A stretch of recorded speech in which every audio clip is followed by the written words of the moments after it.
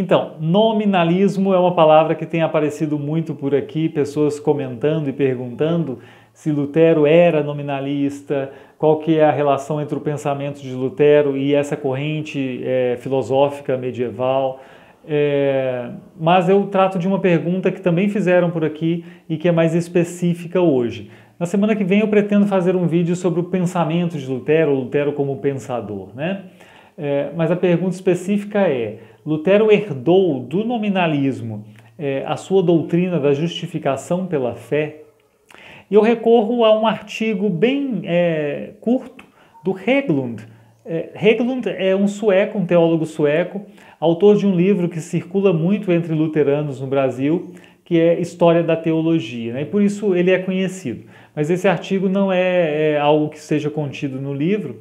Ele escreveu justamente um artigo com o título Lutero era nominalista? É a pergunta que ele pretende desenvolver.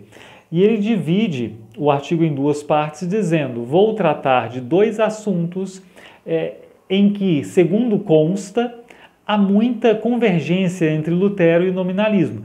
A gente verificando esses assuntos em que haveria mais convergência, fica claro se sustenta essa afirmação de Lutero ser nominalista, segundo a argumentação do Hägglund, né? Eu vou falar basicamente sobre esse assunto a partir da perspectiva dele.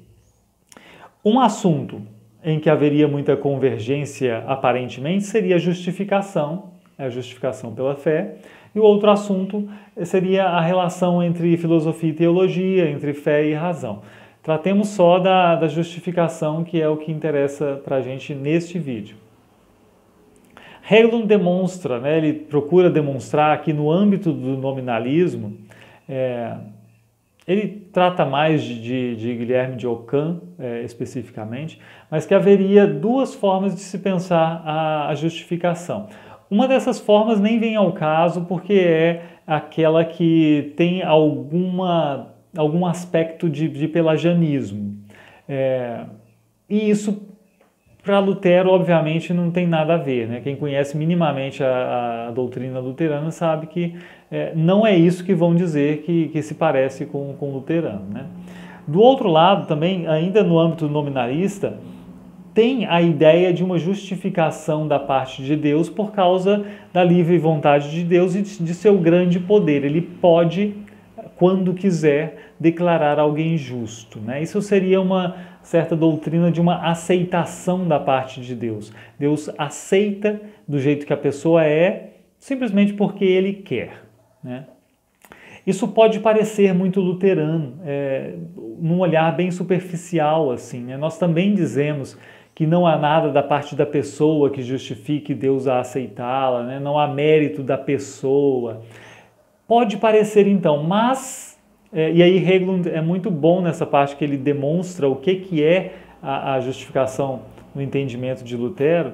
Ele deixa bem claro, para Lutero tem algo que faltaria nessa perspectiva nominalista e algo que traz mais implicações. Esse algo é o por causa de Cristo, né? A justificação em Lutero ela só acontece para nós por causa de Cristo. E aí eu lembro também, né, de que isso se reflete muito nas discussões da Reforma com Roma sobre os méritos, né?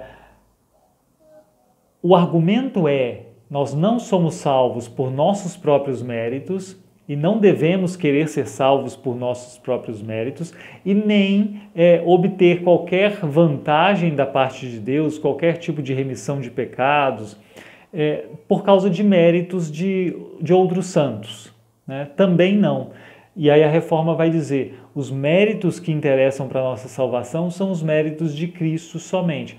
Mas veja, há um mérito, né? E aí a gente pode dizer também, a justificação, do ponto de vista de Lutero, ela tem uma justiça muito real, né? Não é simplesmente um dizer assim, você é justo, né, que Deus faz porque Ele quer. Não, há uma justiça, só que essa justiça é alheia ao ser humano. Ela é a justiça de Cristo, que Deus imputa ao ser humano, e aí imputação, Hägglund vai dizer, é diferente de aceitação, né? A doutrina luterana não é só uma doutrina de aceitação da parte de Deus, mera aceitação, mas é uma doutrina da imputação da justiça alheia à justiça que é de Cristo para o ser humano pela fé, né? E aí você vê que são entendimentos muito diferentes do que seria a justificação, né? O fundamento é diferente. Enquanto Lutero não se fundamenta no grande poder de Deus e na livre vontade de Deus,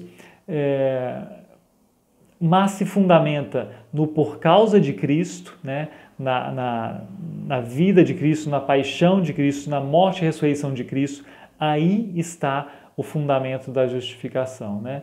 E o nominalismo tem uma visão mais aberta, digamos assim, mais desconectada dessa justiça de Cristo, né? O que faz com que seja uma doutrina completamente diferente.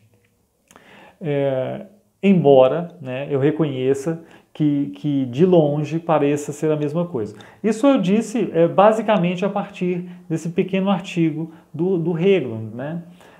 Mas pretendo depois falar sobre Lutero como pensador, que é um assunto muito complicado, mas muito instigante também, né?